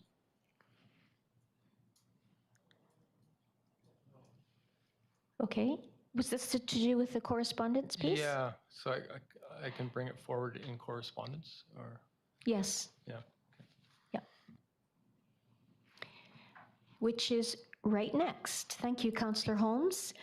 So there are 5 pieces of correspondence, and I will give the floor to Councillor Holmes, please. Okay, thank you. I'd like to bring forward the Summerland Arts Council letter regarding the naming of the Arts Council or the Arts Center building, and I'd like to. I just want to talk about the letter a bit and then bring a motion forward. So the Arts Council letter. First, I was pleased that they recognized George Reig ought to be honored in a meaningful way. I was a bit disappointed they didn't provide any real recommendations of what we should name after George Reig, as we had requested. And I'm a little confused why they don't think the Arts and Cultural Center would be an appropriate venue to name after him. The letter suggests that the building already has a name, but it doesn't. It's not named the Blackbourne Building. It was dedicated by Mayor Blackbourne when the building opened as a public library. It wasn't dedicated to him, so I think it's a difference that should be recognized. I've never heard it be called the Arts Council Building. I think most people in this community call it the old library, and they still call the new library, even though the new library is now 6 years old. And I think the new library will continue to be called the new library and the old library will continue to be called the old library until we give the old library a new name. So, secondly, I don't really follow the argument in the letter that calling the building the Summerland Community Arts and Culture Center is important to the Arts Council's branding. Excuse me, Councillor Yeah. Holmes. Might I ask you to bring forward a motion first, and then I will go right back to you and have you continue with the background, because it's really good information to provide us with a lot of context. Sure. Okay. So Thank my you. motion, my motion is that council supports the naming of one of Summerland's public libraries, secondary school, or the Arts and Cultural Center after George Riga, and that staff be directed to send a letter to the Okanagan Regional Library Board requesting the Summerland branch be renamed the George Riga branch, and that staff be directed to send a letter to the School District 67 Board of Trustees requesting Summerland Secondary School be renamed George Riga Secondary School, and that staff be directed to send a letter to the Summerland Arts Council Board of Directors in response to its letter dated August 13th, 2021, to provide clarification and request support for naming the new Arts and Cultural Building as the George Riga Arts and Cultural Center. So, as I was saying, you know, there's... Sorry, just 1 second. Yep. Let's get a seconder, please. Thank you. Okay. Sorry, Councillor So, Holmes. sorry, I was speaking to the letter and then I was going to make a motion and speak to the motion, but so I'm still kind of referring to the letter, but so you know, in Penticton, the Penticton Arts Council operates out of the Lear House, and I don't think that has any real impact on their branding. And you know, the Many Hats Theater operates out of the Cannery Stage, and you know, it's the product that's important to the branding. It's not the name of the building you operate out of. And there's also a thing to. Yeah, I think that we need to recognize that the Arts Council co-manages that building, not for themselves, but for the benefit of the community, and it's, you know, it's the community, and I like to note the letter concludes that they understand this is a district building, and that the naming of the building is the decision of the district. That's what it says in the letter. The board meeting which I attended. When they discussed this, I got a sense that some of the directors weren't comfortable making a recommendation to us one way or another. They felt it wasn't really their place to do so. And I also note that in the letter, they suggest a venue of some sort would be appropriate to name after George Riga. At the meeting I attended, some of the directors, board directors asked why couldn't the public library or the high school be named after Riga? And I think that's a fair point. If you look at communities around the world, the name of libraries, schools, arts centers, these are culturally relevant and highly visible buildings, and they're exactly the sort of buildings that are named after culturally important people, especially writers. So in Montreal, you'll find the Bibliothèque Mordecai Richler, you'll find the Pierre Burton Library in Woodbridge, Ontario, you'll find the Emily Carr branch of the Great Victoria Public Library. For schools, there's hundreds of schools in Canada named after writers, from the Robert Service School in Dawson City to the Lucy Maud Montgomery School in Charlottetown. And our cultural plan, it talks about how the whole community needs to be involved in the implementation of the cultural plan. We can't leave it just at the district. And the library and our schools are an important part of our community. So I've heard it being said that the library said this about the naming of their buildings, or the school board has said that, but I don't think we've ever seen anything in writing. I don't know if anybody's ever officially asked them about why we can't name a building. So I say, let's ask them. If either board's policy is not to name buildings after people, then let's ask them to explain and rationalize that policy. At the same time, I'd say let's respond to the Arts Council's letter and address their concerns. And I say, and say why we think the Arts and Cultural Center should be named after George Riga. For me personally, the Arts and Cultural Center makes the most sense. And that's largely because of the role George Riga had in trying to establish an arts center in Summerland way back in the 70s. I don't know if everybody knows the story. It goes into detail if anybody's read George Riga's biography by Professor James Hoffman. It's back in 1975, there was a building known as Century House, which was the old hospital. Maybe Councillor Barkwell was born there. Were you? Yeah. So at the time, that building was sitting empty. And Riga led a campaign to convert it into a community arts center. They formed a group, a foundation, who approached the town council. And there was a alderman at the time named Vaughn Willis who encouraged the group to prepare a feasibility study for council, which the group did using an architect and professional consultants. But then when Willis tried to present the report and the recommendations to council, he couldn't find anybody to second his motion to table it. And so it was never discussed. And another member of council at the time then moved that the document be rejected and without any discussion, which it was, and that was passed. And at the very same meeting, council voted to demolish Century House. You know, we've always had lively meetings here in Summerland, I guess, council meetings. So Riga's group applied for a court injunction to halt the demolition, and local artists staged an occupation of the building. Then early one morning, the municipality moved in with a wrecking crane and began battering down the roof, and debris narrowly missing the occupants. There are photographs of an occupier jumping aboard the crane, and there's one photograph of a young Ken Smedley spraying a fire hose at the crane operator. So eventually the town council agreed to leave the building intact pending the litigation. A court ruled in favor of the town council, and in 1978, Century House was demolished. And the community never got its arts center. And to this day, I believe that the lot is still sitting empty. And so here we are today, 46 years later, and we do have an arts center, but you know, that's kind of where it all started. So we did receive an email over the weekend from Janet Peake, the president of the Arts Council, who referred to this particular piece of Summerland history. And she seemed to indicate support for naming the Arts Center after Riga after all, though it's not clear if she was speaking for herself or for the Arts Council.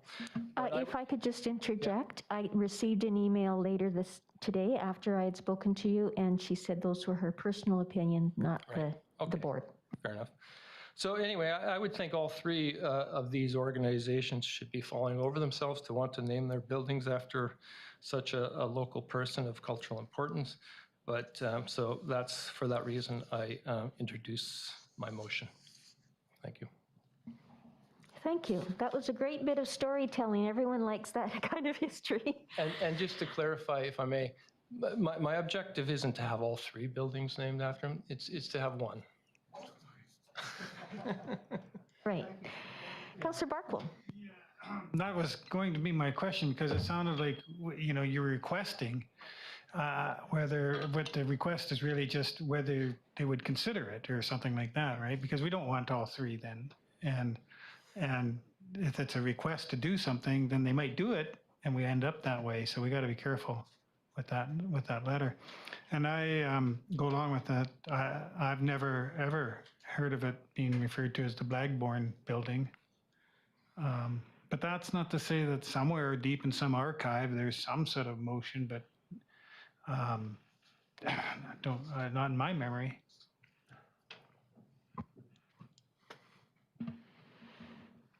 Any further discussion on this? Councillor Van Alphen. Might as well weigh in. In the letter, it says, we understand that this is a district building and that the naming of the building is a decision of the district. So if you want to name it, fly at her.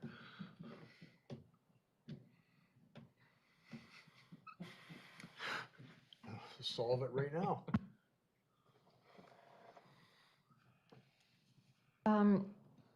Personally, I would like, same as Janet Peak, personally, I would like to see George Riga's name on a building in Summerland, but I'd like to see it specifically on the Arts and Culture Center, because that's, I mean, I know his kids went to school here, and I know that the library has his publications and all of that, but he's so connected to arts and culture in Summerland. It seems to me to be, well, the kind of obvious way to go, and I appreciate Councillor Holmes for bringing this out of correspondence so we could have the opportunity to talk about it. I guess I should take this off. And frankly, I think this is probably the easiest way to go to. It would be really nice to have the name selected before we have our reopening celebration, and the signage can be ordered and that kind of thing. Not that I want to rush it, but it would be nice, and it seems to me personally, it feels very appropriate to name the Arts and Cultural Center after Mr. Riga. Councillor Carlson. And just a note that the next library board meeting is September 8th, and they're only quarterly, so it would be timely to get it there ideally before that, so it makes an agenda if that's the direction that we do go. Thank you. Councillor Barkwell. I like Councillor Van Alphen's suggestion that we just put forward a motion tonight to rename the Arts and Cultural Center the George Riga Arts and Cultural, or Arts Center, or I'm not quite sure the words, the George Riga Arts and Cultural Center, and it's done. And we don't have to send letters to the library and the school board, and we've asked for their input. They gave it. We have other thoughts. I just don't want to interfere with Councillor Holmes' motion, so I'm not quite sure what we should do. Well, that one's on the floor, so we'll have to decide on that. Okay. And then certainly, well, I guess it's depending on how that goes. Then we could entertain a second motion. Is that the way we should proceed? Yes. Okay. So if there's Councillor Holmes. Yeah, the reason I guess I put forward the motion that I did was because I don't want us to appear that we're ignoring the Arts Council and that we're not hearing what they're saying, and I just put forward, you know, they did raise that why can't one of these other buildings be named, and I don't have an answer for that, so I was just saying let's, you know, so I was just thinking, well, let's get an answer, but as I said, you know, I'm with you. I think it's the Arts and Cultural Center that's the right one. So if, you know, I would certainly support that if that came forward as a motion. Okay, so, Graham? Thank you, Your Worship. Just to take off on something you said regarding the signage, it would be actually very helpful to staff tonight if council did decide on a specific name for us to be able to get that signage together. We do still have some time so that it could be ordered and in place in time for that event. So just sort of underscore that point I think I heard you make. Councillor Van Alphen, is this to do with the motion that's on the floor now? Yes, Madam Mayor. Okay. We're going to ask the question then? I'm sorry. Yeah, yes, I just want to make sure that everybody has said what they would like to say about the motion that's currently on the floor. And not seeing any hands up, I will call the question. All in favor? Opposed? Okay, so that's defeated. And Councillor Holmes, my understanding is that you're okay with that? Good. Okay, so Councillor Van Alphen. I'd like to put a motion forward then, Madam Mayor, that we name the newly renovated Arts and Cultural Building, the George Riga Arts and Cultural Center. Seconder, Councillor Holmes. Further discussion on this? All in favor?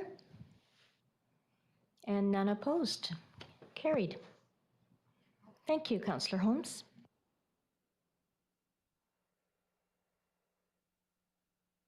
No committee or commission minutes, so we'll get right on to councillor reports. And I'm going to start with Councillor Traynor. I don't have anything to report tonight. Okay, thank you. Councillor Patton. I will follow my colleague, Councillor Traynor, because I also have nothing to report tonight. Okay. Third time's a charm, maybe, with Councillor... No. All righty. Councillor Carlson. I had something and I was thinking about it earlier and I completely forget. So thanks. See you in late September. Well, hopefully we'll see you before that. And Councillor Holmes. Thank you. I attended the RDS meeting last week. I haven't had time to write the report yet, but I'll get that out this week. Also, I'd like to thank the mayor for giving the big reminder about the Make Water Works pledge. So we're running neck and neck with Peachland right now. We were slightly ahead earlier today, but Peachland is fighting back. They see that we've closed in on them. So right now we're sitting at 63 votes, keeping in mind that a week ago we only had 4. All right, and Peachland was sitting at 50 all week. They're now at 67. So they obviously Peachland sees what we're doing. That they must think they're out to win this, and I really think that we should make an effort here, because in the since they've been running this campaign, I think it's been 5 years now, I guess, it's Peachland and Armstrong have won it every year, and we can't let that happen. We can't let Peachland win it again. So I really encourage, everyone in Summerland, especially this year, where we're down to stage 2. This is the year that we should really make the effort to win this. It's for the community. It's just bragging rights, but it'd be great bragging rights. So. Yes, it would. Sorry, Mayor McCourtough. She was intending to win it this year too, but she's had other challenges, of course, in Osuis. So thank you for reminding us of that, Councillor Holmes. And I need to hit send. I've been sending it to a whole bunch of people I know. Councillor Van Alphen. Not too much to report, Madam Mayor. The farmers market is alive and well downtown, and the vaccination tent has been there every week. So if you're lacking a vaccination, it's easy to do. It's downtown at the farmers market, Penticton and Summerland. So thank you, Madam Mayor. Thank you. Did you remember? Thank you. It's just after speaking about George Riga, I forgot that that's what we were talking about all last week at the Riga Fest, and I was fortunate enough to be able to participate on behalf of Mayor Boot at an event at Lunescence Winery put on by the Riga Festival, and Aaron Lowen and his fabulous quartet were able to perform, and it was a really good time. So thank you for letting me have that opportunity. I also participated in one of the online readings, and I enjoyed that very much. So congratulations to the folks at the Riga Festival, and hopefully next year will be bigger and better. And thank you for filling in for me as I had to leave town So thank you. Okay, anybody online for the second? No. Okay, so we'll call for adjournment.